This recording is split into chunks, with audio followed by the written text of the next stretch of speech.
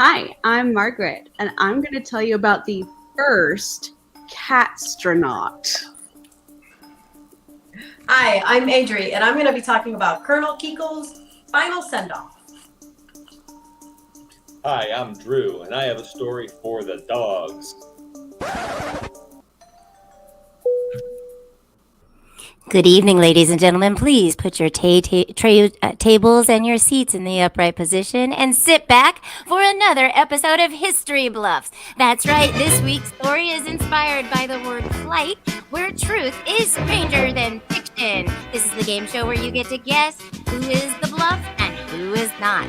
Please welcome to the stream your host and referee for tonight's show. It's Adam Douglas. Oh, thank you. Hello and welcome to another episode of History Bluffs, everyone's favorite midweek comedy game show about history Bluffs. And welcome. I want to also welcome, thank you first to our announcer, Gina, and our tech, Darren. Thank you so much. You guys are fantastic. Couldn't do the show without you. I appreciate your existence in the show. My pleasure. You will be in the history books of awesome for this show. So, without further, of course. It's a history show. We're going to make some history tonight, right now, right. Or today if you're listening to this pre-recorded later, because we are broadcasting live video, but we'll also have the show available for audio listening later for you commuters. Woo-hoo. Anyway, you may have noticed our three historians. When we started the show, please give a round of applause to all of them. We've got Margaret, we've got Adrian, and Adriana. Sorry, Adrian. What was that? And Drew. Welcome. I loved your names. They're right there. So they are our historians. And what we're going to do is we're going to teach you some history. Our topic, as you heard at the top of the show, is flight. And that is going to be what all of these stories are about. But they're going to be three different history tales because they are three different historians. And they're going to tell you their tale over the course of 3 rounds. Well, guess what? One of them is bluffing. And you, if you're participating live, get to try to suss out the bluff. The historians will be, of course, vying for the champion of either being the bluff and getting away with it scot-free or not being the bluff and never being accused as such. So that's kind of the game there and how it works. Let's see. Well, first of all, let me just go. Let me welcome the actual historians ourselves. Margaret, come on up on stage. I want to say hello. How are you doing today? Here I come. I'm up on stage. I'm doing really well today. You are good. It's good to have you. We haven't had you for a few episodes. It's good to have you back in the history labs of History Bluffs. Oh yeah, I'm glad to be back. Good. It's good to have you. Let's see. So where have you flown recently? Flown? Actually, I've just been driving a lot, cross country. The last place I flew was probably here from Chicago in February, but everything else has been driving from Chicago to Austin because I moved here. Okay. All right. Well, fantastic. Okay. Well, thank you very much. It's good to have you on the show. Let's bring Adriana, not Adrian. I don't know why I did that. Actually, Adam. Yes. Historically, yes. At some point in my life and in all of my friends and coworkers, they will call me Adrian in the Rocky sense. Okay. This is just another step in our friendship. Yay! I'm You so made glad. it. Oh, we're like peas in a pod now. That's great. Exactly. Well, where have you flown recently? The most recent flight I took was to Colombia, or back from Colombia like 3 weeks ago. Wow. Okay. There it is. We got another one landing right now. How about that? Well, it's good to have you. That's getting close. Getting close. A little too close, if I'm being honest. All right. That's a little too close. All right. Well, thank you so much. Good to have you back. And let's get up without last but not least, Drew. Drew, step on up to the stage. Hello. Welcome to the show. And tell me, how are you doing? I'm doing well. Thanks. Oh, good. To be here. All right. It's good to have you. Where have you flown recently? I had to think for a second. I think my last flight was like a few months ago. I went to Dallas for like a work thing. So not really much fun, but everybody's flying to Texas. I think it counts. It counts. Totally counts. If you were airborne, it counts. All right. Well, cheers to that. Yeah. Oh, we have. Adriana. Well, we actually have a historian who's currently on a plane right now, mid-flight. We do. Oh my God, you're right. Yeah. That's Chris, right? Chris, yeah. Yeah, our historian Chris. Our regular fans might know him. He's in flight right now. That's Everybody, how wait above your head so he can see us. That was him flying over us just now. That was, yeah. Wow. Yeah. He's hopefully he hasn't stormed the cockpit and is doing loops around Orlando. I don't know what he's doing. Yeah. Great comedian and historian. I don't know how his pilot skills are. So, okay, well, that was our historians. Thank you. Round of applause for our historians. We welcome them and all of their knowledge from their armchairs of history. But without further ado, there is one more position and role I must announce, and that is our know-it-all. Not an armchair historian, not a Barca Lounger historian, but a full Lazy Boy recliner historian, Carlos the Judge. Bring him on out here. Hello. There he is. Hello, and welcome to the show. I appreciate having you on. Hello. You are special, my friend, because you are a professional Lazy Boy historian, are you not? I am special, and I am a professional Lazy Boy historian. Mm-hmm. But you know what? I may be tough, but I am unfair as a judge. So Tough I will but be unfair. judging you all with great unfair biased scrutiny. I believe it. So you are tough and unfair. Yes. That's great. I Just love like it. a real judge. You'll judge I us love it. unfairly equally, though. Yes. He will. I know he will. All right. Well, fantastic. We're But going I'll to come be judging to. the host the most. Yes, you will. God. You will. So for everybody watching, for our audience, let me explain. So what we're going to do is our historians are obviously vying for truthiness, bluffiness, or buffiness, but Judge Carlos is impartial, so he will be weighing in. Now, Very partial. Very partial. very partial. I saw the rules card up there for those watching. Go ahead, Tech. Well, let's get those rules back up because this is a game show, and games have rules, do they not? Yes, they do. Yes, they do. So let's see. Historians are inspired by the topic, and as we already discussed, our topic is flight. And all of the true stories that are not bluffs must be factual. You can't just pepper in fake facts, which would not be facts if they're fake, into your real stories to throw people off. No, they have to be all true. And then also, if the historian is telling the bluff story, the main theme of the story is all fictional. Now, of course, we can't say like, oh, that's Rhode Island, that's real. Well, of course, Rhode Island's real, so you can't have complete fiction in the bluff, but the main theme of your narrative must be a bluff. And then finally, if you're playing from home, you're the audience, no helping. Do not Google the stories. Don't Google something a historian is saying just to fact check them here in the show live. We don't want that. But we want anything in your heads, in your gray matter. That you can chime in with during the live show. But don't try to coach them. There's no phoning in a friend for the real deal for the facts. Okay? So those are the rules. And that's where we're at with the rules. So let's see. What else have we got here? We did the rules. We introduced everybody. So I think it's we're about to get to round one. And I will say this before we do.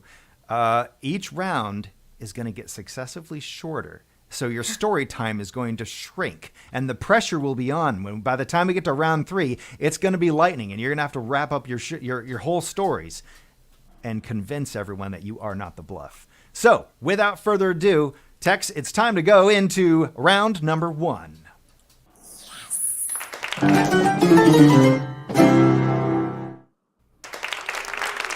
All right. Feels different, doesn't it? We're in round 1 now. It's a whole different show. All right. So, Tech Booth, give me the round tracker 9000, please. We've orchestrated. Boom, there it is. For you, those of you listening audio, you're missing out on some pretty hot technology. Hot pink technology, that is. By the way, we designed all the graphics for this show before the release of the Barbie movie. I just want to be clear about that. Okay, so each round is, there's 3 historians speaking each round. That's why there's 9 dots above me. They're all darkened at this time, but those will light up as the historians tell their little stories. So without further ado, it's time to start with our first historian. I'm going to bring Adriana to the front center stage. And Adri, this is it. Are you ready? Because your first round about flight begins now. Excellent. So my history lesson today is about an 11,500-pound orca named Kiko. But most notably, he's known as Willie from Free Willy. He was the orca in the movie. a little bit of backstory. Kiko was born in 1976, somewhere off the coast of Iceland. And at age 2, he was caught by hunters and sold to an aquarium in Iceland. He was then sold to Marineland in Ontario, Canada, which would have been his first flight. Then he was sold to a park in Mexico City, which was his second flight. And then eventually he ended up in Oregon, where he became the actor that he is known for today. In 1993, Kiko was the star of Free Willy, like I said. And at the end of the film, in the credits, there was a number for people to call to kind of petition for his release. Well, so many people called the phone number, which is crazy because today nobody even watches movies all the way to the end of the credit unless it's a Marvel movie. But people actually did with Free Willy. And they called, they petitioned. And in 1996, Warner Brothers and the International Mammal Project worked together to organize his release, which I'll talk about in part 2. Round 2. Wow.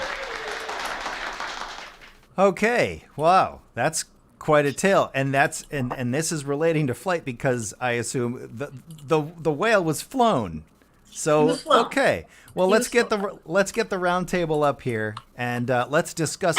I'm gonna first go to Margaret. I want to hear what did you think about the general purpose of her story? Okay, so the general purpose, or corpus, which is what I thought you said, as in body, as in orca. Okay, I'm putting it all together.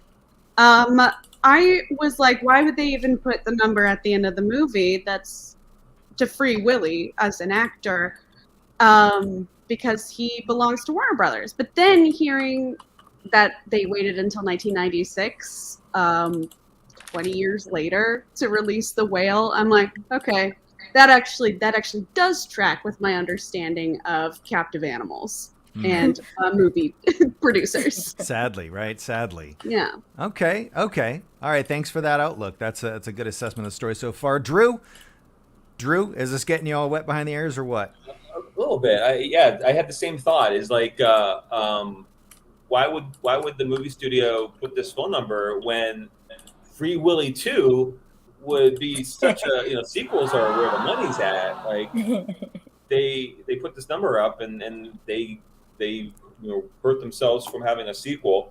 And then the same thing. Like this whale covered a lot of territory. I think you said he was like found in Iceland and was in Marineland in Canada and then Mexico City and then Oregon. So that's a long flight, jumping all over and I don't know how. I mean, I know how much it costs to fly myself, but how much for like a 11,000-pound whale? Get some frequent flyer miles out of that for sure. Okay. All right. You know what they say? Big whale, big passport.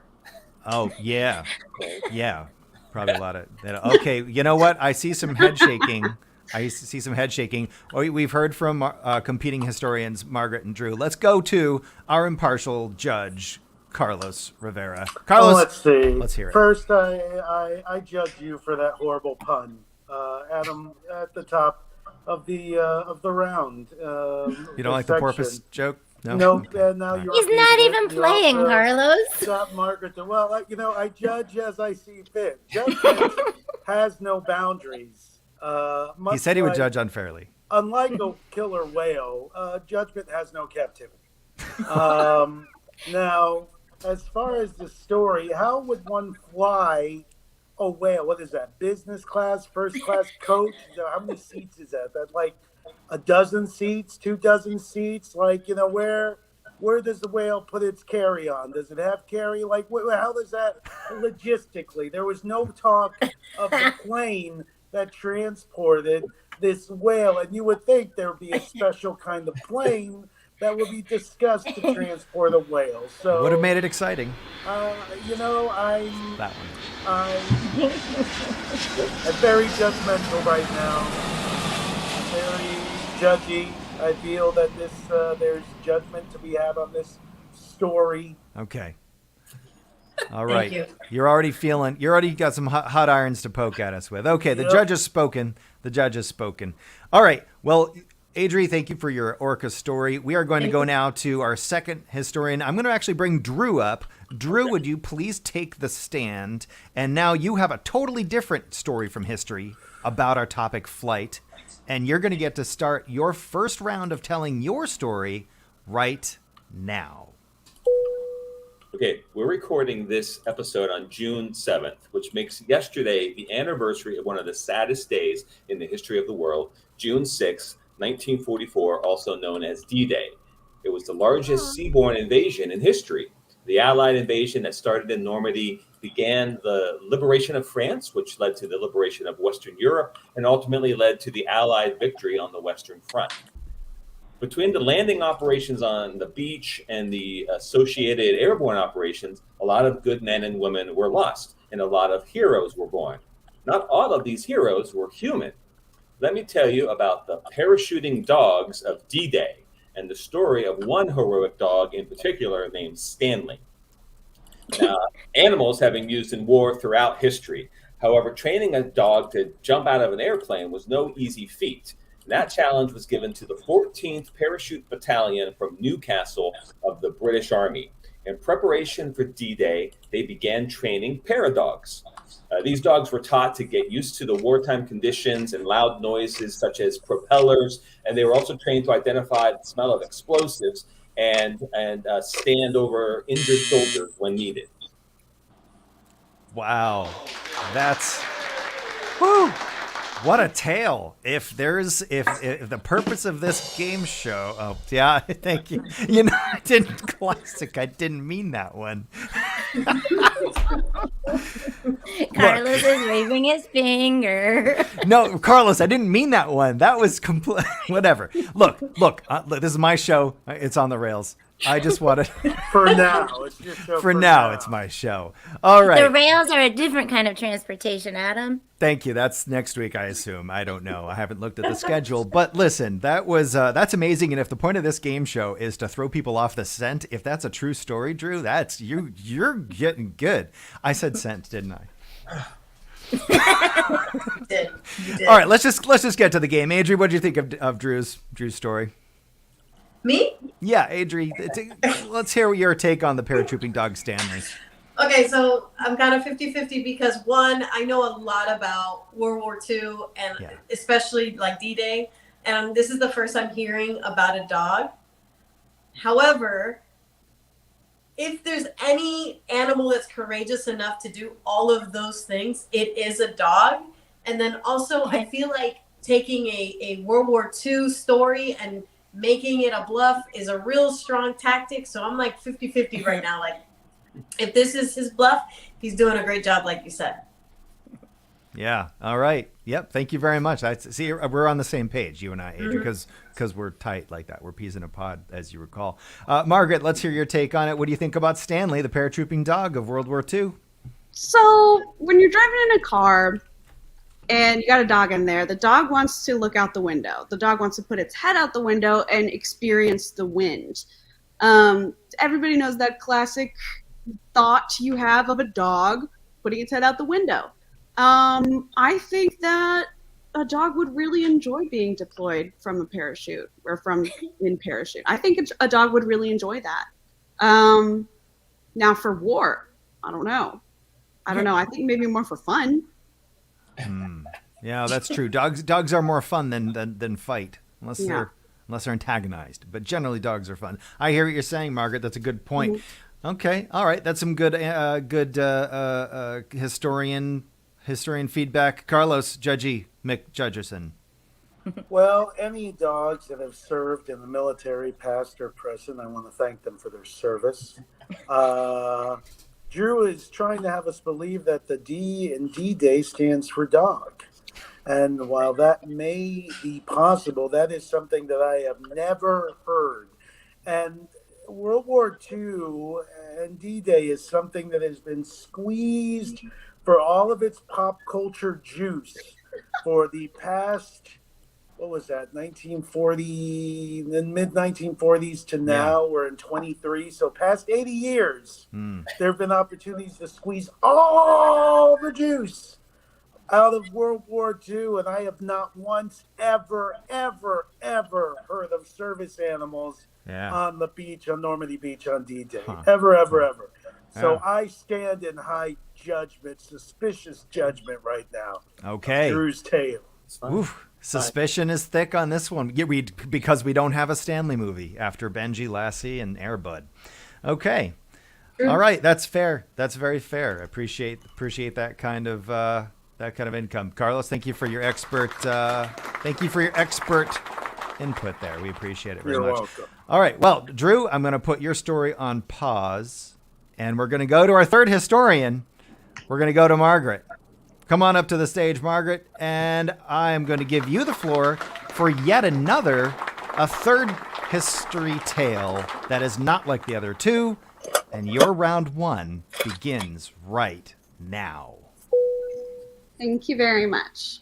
So let's enter the space race of the Cold War and also beyond. Now the space is populated with Teslas and various science we don't know about. But when it first started, countries, the US, Russia, were sending animals into space. We all know about the chimpanzee, Albert II, Albert II, and Laika, the Russian dog, who were sent into space. But what was France doing? What was France doing at the time? Everybody wonders. France was the third country to send an animal to space, and they chose a female cat by the name of Félicette to go into space. Félicette was not named until she landed safely, didn't even die from space. So the scientists did not get too attached to her, because you never know what's going to happen when you send an animal into space. And it's even seen in the data that she might have enjoyed the zero gravity portion of being up there. So I'm going to talk more about Félicette. Wow. Dogs and cats and chimps in space. Everybody's in space. I had no idea we had such a diverse space program. And cars. And cars. I don't want to forget the Roadster. Okay. Fantastic. Well, before I take all the oxygen out of the room, let's go to our historian feedbacks. I'm going to start with Adriana. What's your take on the space race of the animals? Okay, so like Drew, this is also the first time I'm hearing about France being involved in the space race ever. Someone has to come third. You never hear about them. Yeah, yes. Yeah, I mean, French people are so concerned with wine and smoking and eating great food and living to be 200 years old despite all those habits. I never heard of them being in the space race. So that's a big red flag for me. Okay. And then, her emphasis on the cat not dying was kind of another red flag to me. I'm not sure why. It was just a red flag. Okay. It's a feel. It's a feel. That's feeling. okay. You can have feelings in this show. It's history is a very feeling thing. Okay, Drew, do you have any feelings about this you want to share? Let's hear your take. Yeah, I think this is a classic, kind of move, kind of stealing elements from my story. Where was D-Day? France. And then all of a sudden, the Allied nations liberate France, and what do they do with that freedom? They send a cat into space. Well, if we had known, we might have rethought. But I'm just saying, a cat in space. That's France. That's their answer to the space race. Is well, they got a chimpanzee. Oh, they got a dog. What do we got? Let's send this cat up. That's very that would be squandered liberation is what it would be. I see what you're saying, Drew. That's a good take. I like it. Let's go to now. We have the very deep historical recessed mind of Carlos, the Judgy McJudge. What's your take on the space cat? Cats rule, dogs drool. We all know this. No, okay. That's okay. I'm a dog owner. I take that personally. But that being said, it offends me greatly when someone fabricates a story using the two coolest things in existence: space travel and cats. Correct. Now, as I said about Drew's story, space race has been squeezed like a lemon lime hybrid to squeeze out all the juice, to the point that there is currently a show on TV that imagines what if the space race didn't end. After they finished telling all the stories of all the real missions, they started making up an alt history. Yet at no point does anyone mention Cat. You're right. They So did this that. is the biggest, deepest secret that the French space program has kept. Okay. Question mark. I stand in high judgment of this. The highest of the judgments so far. Whoa, those are getting very tall judgments. They're very high. All right. Those are 2 big cents, probably $2 out of that. That's a lot. Well then, I see above me that the Round Tracker 9000 is showing a full round 1, which means we've heard from each of the historians of each of their tale for the first round, which can only mean we are now going into round number 2. All right. Welcome back. It's been forever since I've seen your faces. Whoever our audio listeners now are like, was there a commercial? Did they edit that commercial out? No, we did not. Our sponsor, Boeing, didn't show up. They're not our sponsor at all. They're not our sponsor. They're not our sponsor. Thank you. All right, so round number 2. The stakes are higher. You now have even less time to tell your round. Not a whole lot less, about a minute. And we're going to shake up the order just a little bit. I'm going to actually bring Drew out onto the stage to hear part 2 of your story. We have Stanley the Cat in space. So, Drew, I'm going to give you the floor. Your round number 2 begins right now. So Stanley was a German Shepherd named after one of the best British footballers of all time, Sir Stanley Matthews. His main handler was Second Lieutenant Charles Boyd, who had experience breeding and training dogs prior to the war. They made a great team. Stanley was one of 12 paradogs that boarded aircrafts in the early morning of June 6th. Their mission was codenamed Operation Sparrow, and they had a targeted drop zone near the small village of Ranville. Ranville was near several bridges that allowed German troops to cross the River Orne. Around 1 a.m., Stanley and Charles successfully made their jump and landed in a field approximately 5 miles from Ranville. Stanley went to work immediately. His keen sense of smell, along with his hearing and his ability to see in the darkness of night, allowed them to reunite with several others from the battalion. As they made their way towards the village, Stanley took the lead, scouting ahead to ensure the battalion's presence was undetected. At 3 a.m., they arrived at Ranville. Wow. Go, Stanley. I'm on Stanley's team now. And I'm sorry, I called him a cat at the top of your story. I still had the cat in my head, but it's a dog, Stanley the dog. Okay, they're 4-legged animals. That's exciting. I'm on Team Stanley. Margaret, are you on Team Stanley? Where are you at? Honestly, yeah. I think this all kind of tracks his dog behavior. It's like, oh, he got to go back to his friends. Yeah, I bet he did.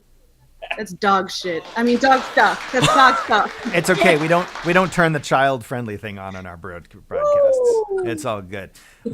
All right. Okay, I see where you're coming from. Adriana, what's your thoughts there? I've got a lot of thoughts. About this. Okay, let's first hear of all, now I'm Team Margaret. Oh. Well, okay, let me back up. First of all, a German Shepherd is the dog that they chose to go fight the Germans who had invaded France. Okay, was it because they were like, oh, the dog can understand the German? And then, you know what I mean?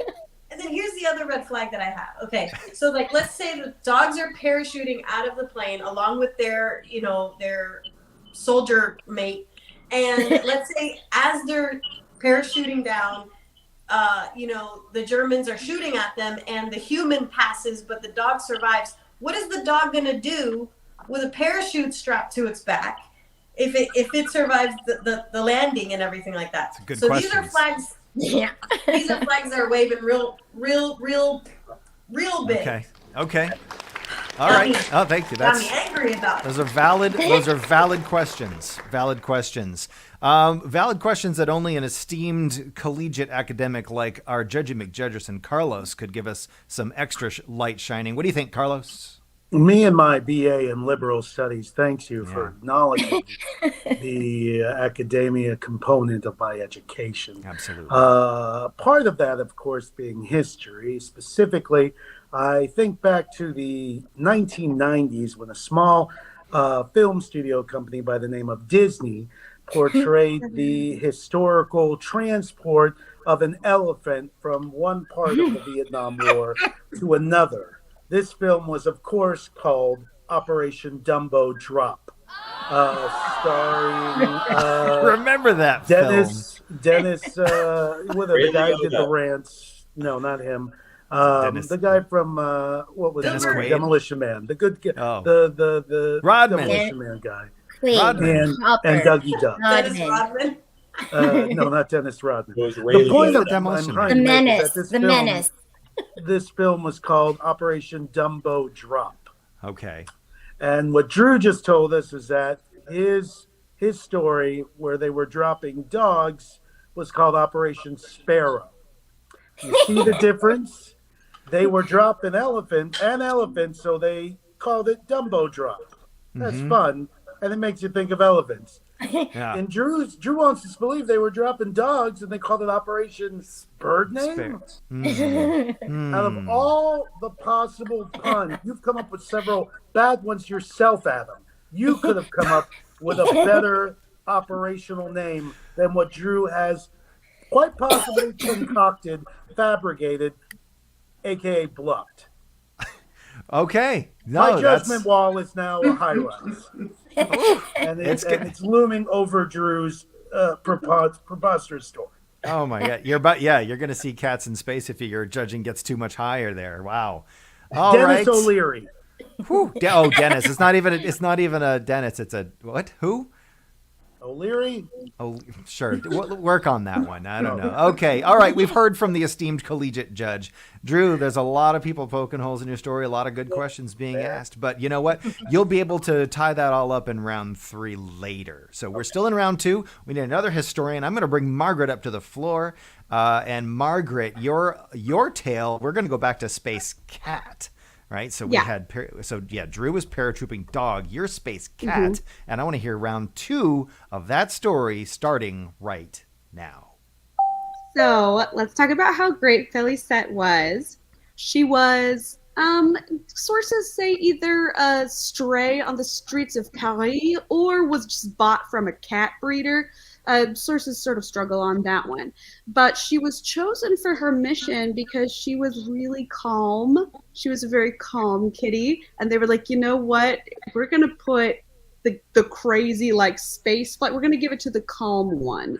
And she was. I mean, she was pretty stressed during the flight. And then when she was up there, she was fine. And we know this because of certain electrodes that were surgically implanted in her brain.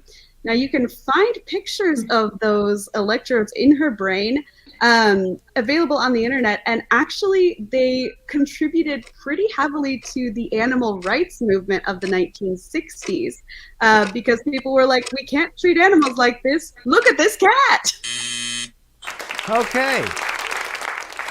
That's terrifying and awful, but I guess sounds like she was a pioneer for animal rights. What do you think? I'm looking at the picture right now. She's so cute. Oh, yeah. Oh, boy. Okay, Adriana, go ahead and give us your 2 cents on that. Okay. Yeah. The little electrodes, they must have been this big to be put into a cat's brain. That's nuts. But more importantly, when you think about the behaviors of a cat, cats are unpredictable. They're wild and crazy, and they like to scratch everything. So what happens when a cat goes to scratch everything and they end up opening the capsule to the space shuttle and everybody gets sucked up? You can't take that risk sending a cat into space. I don't think the French would do that. I'm calling bluff again. I think there's 2 bluffs this week. Margaret and Drew. Wait a second. You can only accuse one at a time. That's impossible. Unless the rules of the game change and I didn't get the memo. But those are some serious accusations. Drew, do you have accusations as well? Allow it. Okay, John. The electrodes in the brain, like, was that process the first CAT scan? Oh. No. Wow. Objection. Carlos, I'm off the hook from now on. All right. I'm off the hook. But I agree with that. This poor, if this was a stray cat, imagine this cat is just roaming the streets of France, like living the life, just probably getting fed by all the restaurants and the tourists and everything, and then it's just kind of scooped up, has these things implanted into her brain, and then because she's calm, they're going to send her up to space. I know one thing that's true about space is they use lasers in space, and what do cats hate more than anything? Laser pointers. So even the calmest of cats is going to be in trouble. So this is Damn. That's a rocking revelation, Drew. I think you made some connections no one else is thinking of. Carlos, we need an esteemed on-high perspective of this. What is the collegiate judge opinion of our good cat? Margaret would have us believe that the people of 1960s France were concerned about the welfare of cats. I want to bring you back once again to the early 90s. Once again to that small film studio called Disney, and once again to the great actor Dougie Doug, who did so well apparently in Cool Runnings that they kept using him in various movies, including the Operation Dumbo Drop, co-starring Dennis Leary, as I have mentioned, and another film, a reboot in fact, called That Darn Cat, where a cat was in fact put through strenuous acting activities where the safety of the cat, that darn cat, his life looked to have been in danger from scene to scene. And if they didn't care about the welfare of a cat in the early 90s, then it stands to reason that in the 60s, they would have actively tried to murder cats, let alone be concerned about them. So that's valid. I hold judgment right now. I'm Okay. holding judgment, but I'm feeling very judgish towards the story. You've got some support. That's a legal term. All right, you've got some support from the audience on that one. That's a lot. That's a lot. That's good points to make. If you don't want to see cats harmed in Hollywood, don't watch Grumpy Cat's Worst Christmas Ever. There's some serious action scenes in that film, but that's another story. There's still one dot above me for round 2, so we've got to get Adri out here on the stage. We're going to hear your story. We're going all the way back to the great killer whale, the orca, that is Free Willy. So let's go back to your round 2. You can tell your story again, starting right now. Okay. So in 1993, the movie comes out. In 1996, Warner Brothers and the International Mammal Project collaborate to free Kiko and arrange his transportation back to his native wild waters. Okay, so that planning took 2 years to coordinate and to prepare. They had to train Kiko to lay in a stretcher big enough for a whale. They had to train him to fit into the med pool, which is how they transported him, and how they also do like medical evaluations on, all types of sea creatures and stuff like that. And then the biggest thing was getting the Department of Defense to agree to lend them a plane from the Air Force called the C-17 Globemaster, which is the biggest plane that they had at that time, and critical to getting Kiko from Oregon to Iceland in 17 hours. Wow. I thought a C-17 would come up sooner or later. That's how I would transport a whale. I don't know. It could be real, or I don't know. It could be what do you think, Drew? I think it could be a sham. You? Well, this just sounds Thank you. That was subtle. I missed it. That was a thinker. That was a thinker. It was a shamu joke.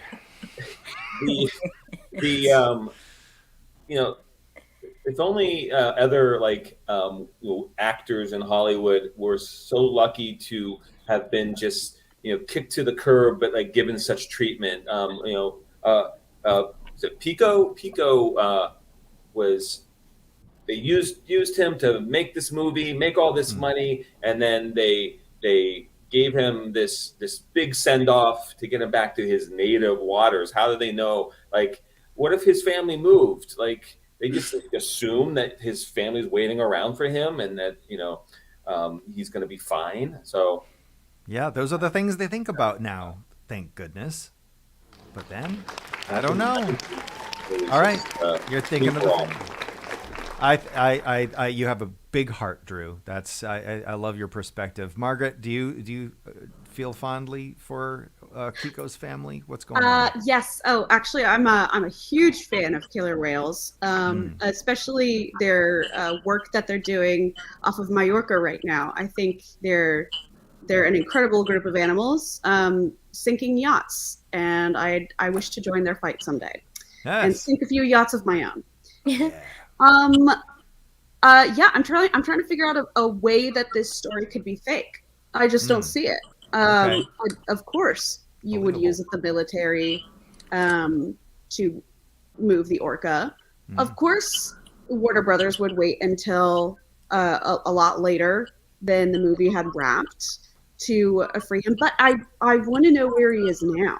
I want to know what happened to him. Oh, I hope we find out in round 3. Yeah. That would be exciting. Okay. All right, thank you. So all right, orcas sinking yachts. Carlos, you probably have a yacht. What's your take on this whole story where we're at? Well, speaking of yachts and boats, Margaret said actually there are killer whales now that are purposefully hitting boats and trying to sink boats. So if that's what killer whales are doing, can you imagine trying to get one on a stretcher? Yeah. If a killer whale is attacking boats, wouldn't it attack stretchers? Yeah. I mean, it just doesn't make sense. The story doesn't add up, Adam. All right. So you're coming from an animal, from a trainer's perspective. I see the I'm thinking this might be a sham. Wow. Whoa. Okay. Oh. Two can play at your game. Oh. Even worse. Two can play at your horrible game. I know you said ShamWow because has anyone noticed he's been talking about wringing the truth and the juice out of the stories? Of course you're going ShamWow. I see what you did there. Well done, Carlos. And look above me, the Round Trackers round 2 is complete, which means the next phase is imminent. Everyone, we're going to round number 3.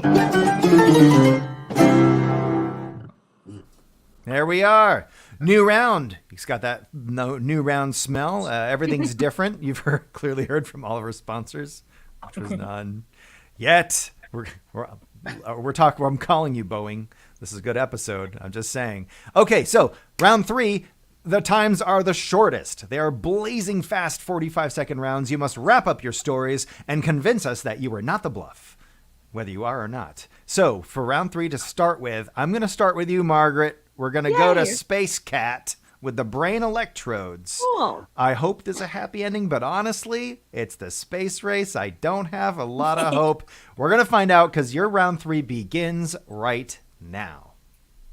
Okay, to be honest, Felicet is not alive now. And they did have to use her brain for research.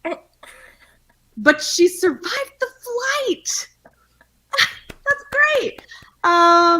So obviously the animal rights movement has taken its time, and it wasn't until 2017 that Felicet was sort of honored, commemorated. She's got a bunch of stamps across Africa, where France had been doing a little bit of colonizing, as well as in some other places. Oh, there was one more thing I wanted to say about her.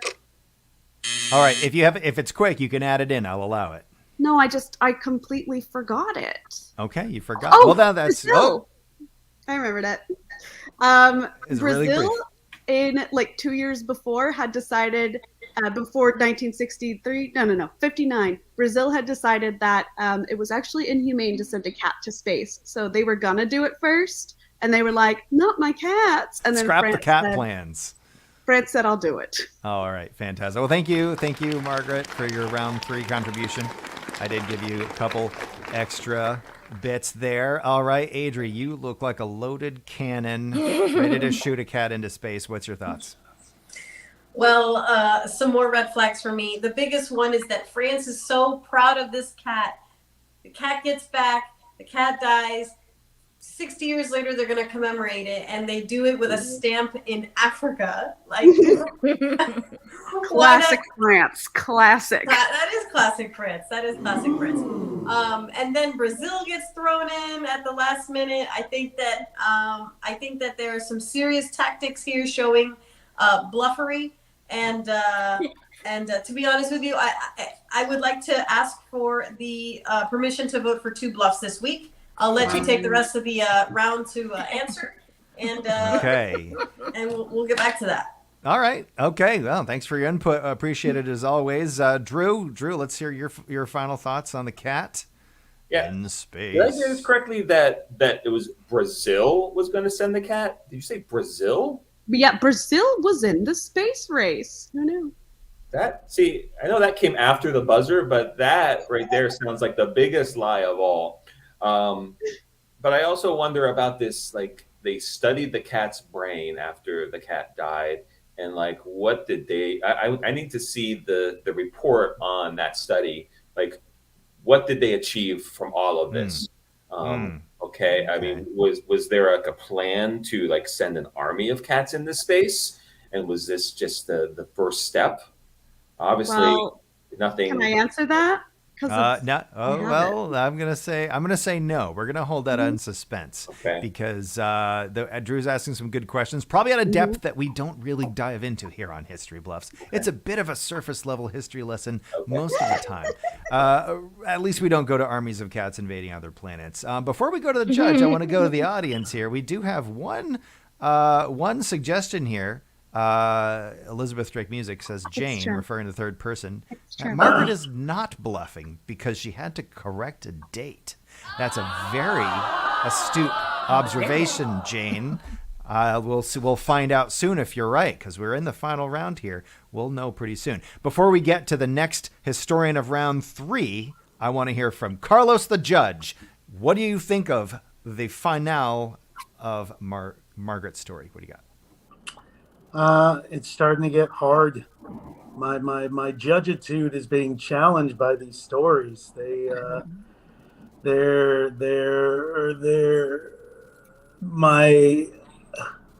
My thinking is, again, that I find it far-fetched to believe that cats were sent in space. Okay. But Margaret seems so adamant that they were. I am. But then Brazil and a Brazilian space program. I just remembered that. No, that's ridiculous. Okay. This is a ridiculous nonsense story filled with gobbledygook. Well, that's all right. No, that's a good take. That's a good take. I will point out, Carlos, there is additional support from our viewing audience live that obviously cats are going to take over the galaxy if we give them half the chance. So maybe the cats desired, who knows? I can't support that personally, but the audience is lending some support to that. All right, calm down. Look, the audience loves themselves. Look at that. You go, audience. Thanks for chiming in to History Bluffs. Well, we are not done round 3. We're only 1/3 of the way there. Let's go to Adri. Adriana, would you please get center stage? We're going to have you. Before, I just wanted to let you know that we have another audience input on your story about the whale. Jane says she's picturing a killer whale wearing knuckle rings that says young thug. Oh, nice. Fighting back, which is actually supporting Carlos's notion, I think, that it's hard to imagine the training factor of getting a whale to be transported, but you have a chance to redeem and bring this story to its finality in your round 3, which is going to begin right now. Okay, I forgot to mention that UPS handled taking the whale from the Oregon Aquarium to the runway, and then the military handled taking the whale from there over to Iceland. Now, what they had to do was pretty serious, and I'm going to talk as fast as I can. They had to take off with as little weight as possible. So what they did was they only put enough fuel to take off, and then mid-air, another Air Force plane came and did the whole gas line to the plane, and they flew across the country. Then right before they hit the Atlantic Ocean, they did the same thing again with enough fuel just so that the plane could make it to the island and land. And when it landed, it broke one of its landing gears that cost the military $1 million to fix. I'm assuming Warner Brothers paid for it. I don't know, but that's the story of how Kiko got free. Okay, this just got even more wild. Margaret's jaws dropped. So you stay there. Drew, let's hear your take first. Well, I think the lesson here is that it would have been cheaper to keep the whale in captivity and make a bunch more movies. Yes, I mean that would be capitalism. Yes, Yeah, that is yeah, no, don't applaud capitalism. I don't.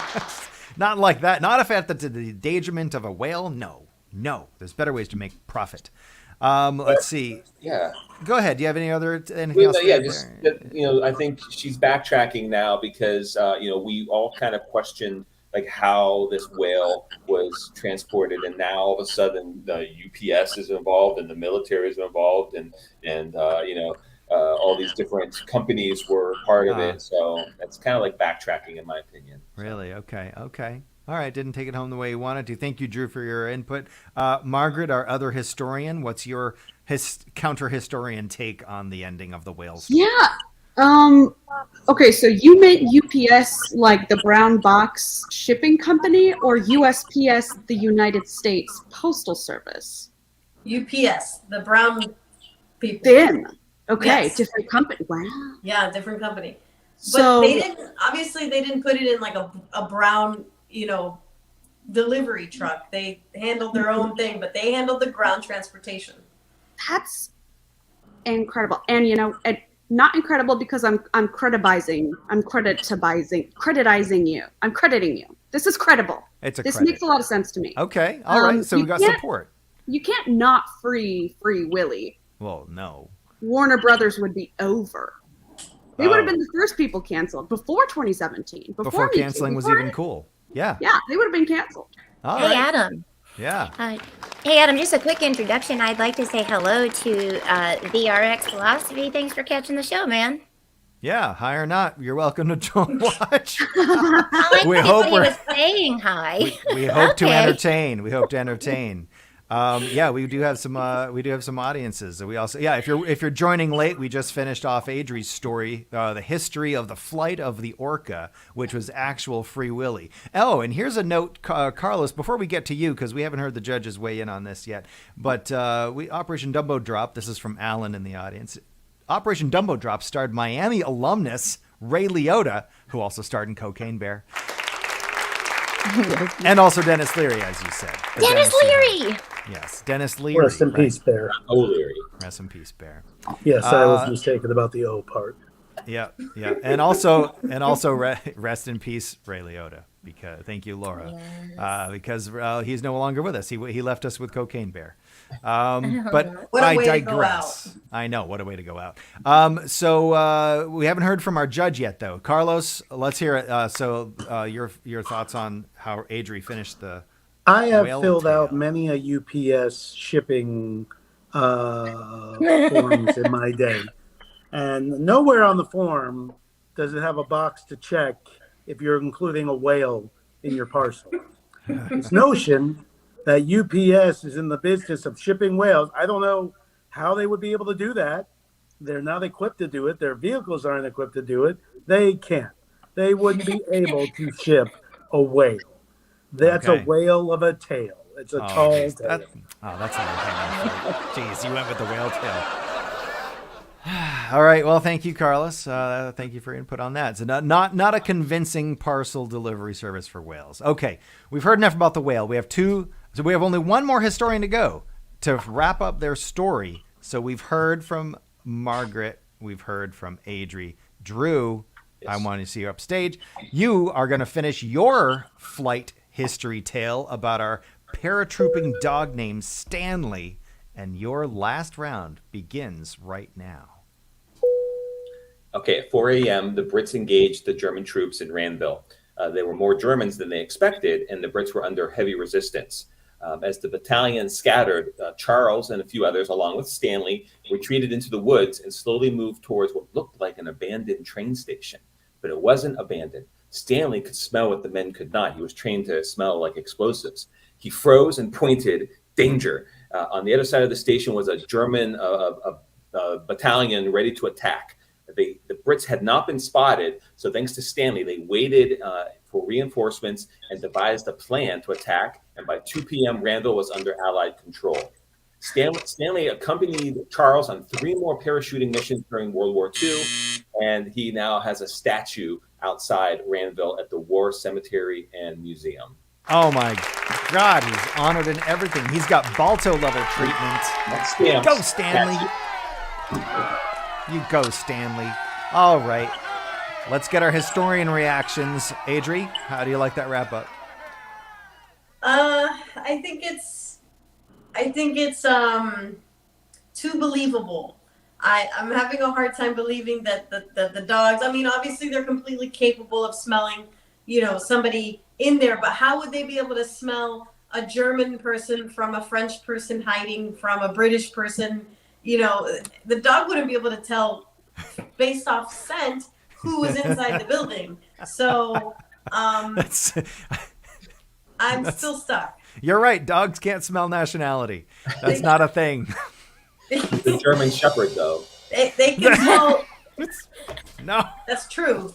Okay. It was the dog like, I can smell my kind in there. Yeah. No. All right, Margaret. All right, Margaret. Actually, you have a cat with you. Is that what's happening? Is that? Yeah. There are a couple of them asking for dinner now. A full hour early. Yeah. People love your cat. Like it's. Yeah, She's Laura's missing Drew's story just because you have a cat. Oh, yeah. Since you have, since you have the cat and the floor, tell us what you think about Drew's closing statements. Okay, well, I haven't believed a word he said so far, and then he said there's a commemorative statue, and I'm like, what? I've been reading all about these other animals that have, I don't know, died for their country or whatever, and you know what people love to do is a commemorative statue. I'm back in. I'm like. Of course. Of course. Huh. All right. Okay. All right. So those are the historian weigh-ins. What about the impartiality of Judge Carlos? How did you like the closing statements of the story? Well, as you know, Adam, I'm always looking for the Kaiser Soze. You are. In every episode. And the you find person him that looks usually. around the room and picks elements from the room to concoct a story. Ooh, And what'd you see? I didn't What'd you think see? we were going to have one until Margaret mentioned her multiple cats in Uh-oh. her room. So I Whoa. think that she may be Kaiser Soze. But this is about Drew, yes? Yes. Drew is the one that last spoke. Now, you mentioned something that I was thinking of as well. You name-checked Balto, the famous dog, and I think the famous real dog who helped get medicine to help the town or the little girl or whatever. And the dog had a dog's name, Balto, not a people name like Stanley in World War II. People didn't name their dogs after other people in World War II. That's something that people do now. That's a millennial thing. That's not a greatest generation thing. Is it? I believe you. Old man Carlos, get off my lawn. Kids This these is a days history. are there. I don't know what you're talking about right now. No, that's true. You can't Dogs do judge have me people for assessing history. names. All right. Okay. Well, that's the I Carlos judge. Judge You take. don't judge. I judge. He's on high. Look at him. He's up there. He's up high. I'd on like his high to judge interrupt pedestal. this flight for just a moment and invite the audience members to enter their votes right now for who they think are the Bluffs. Adam, take it away. Yeah, absolutely. This is the time because all the rounds are empty. So this is the round tracker above me. There goes my mic. And they are full, which means it is time to begin the final phase of choosing who we think the bluff is. So just a quick recap. We have Adri and her story about Free Willy, the killer whale that was transported all over the world and then finally set free.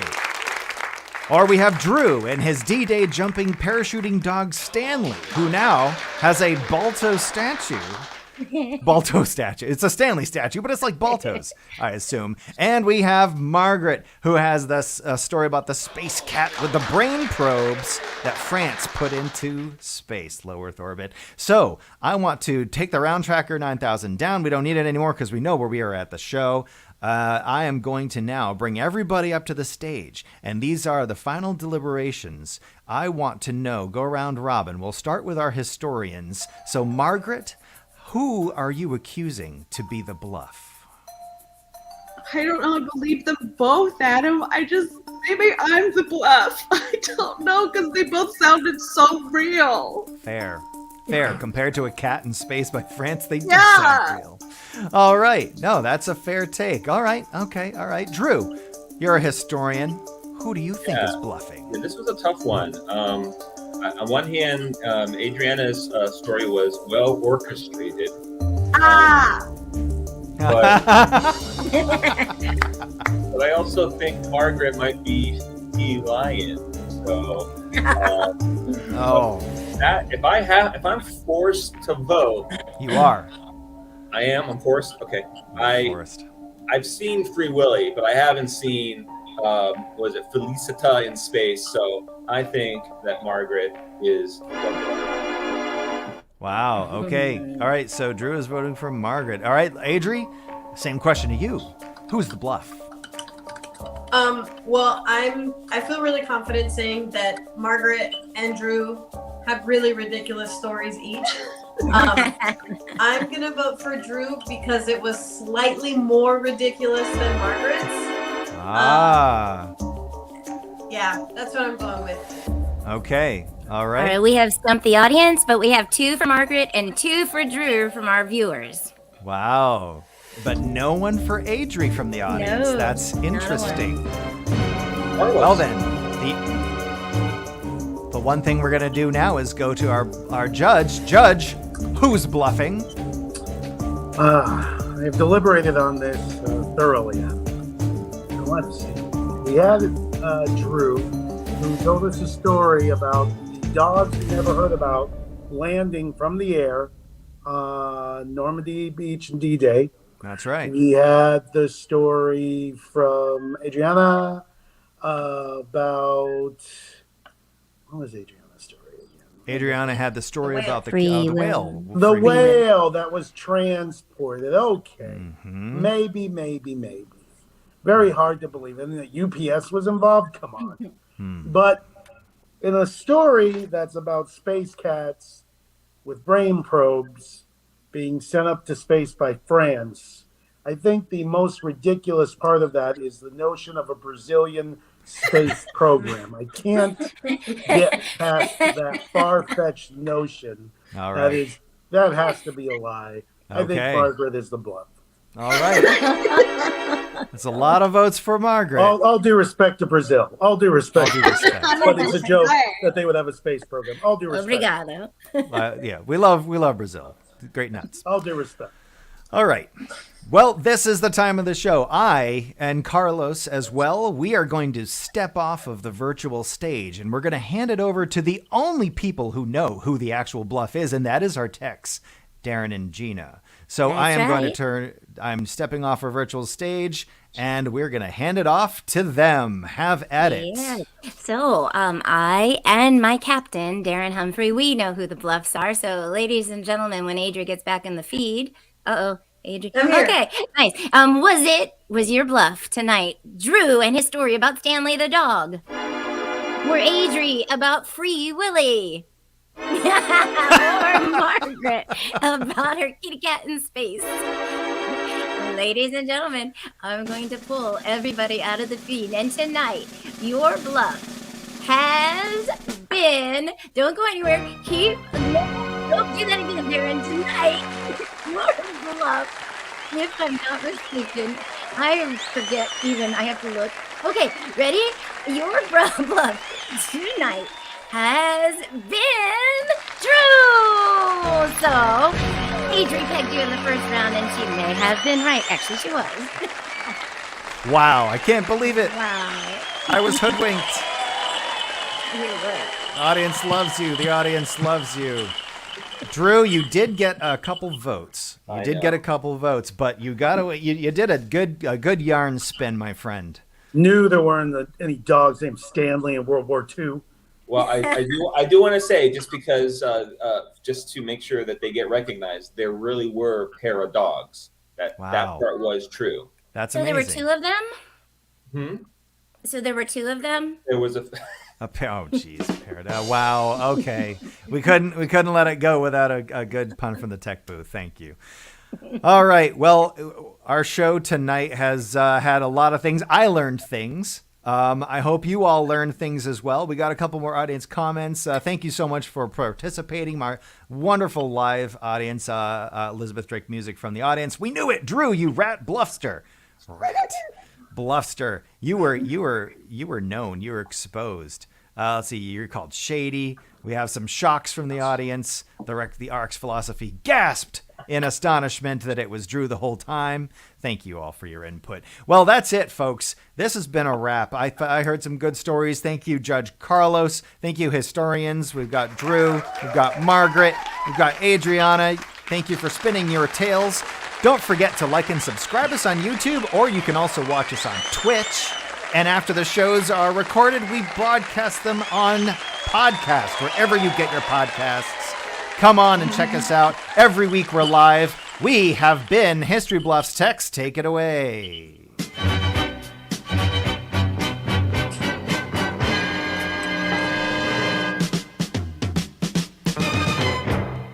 Please remember your nearest exit may be behind you.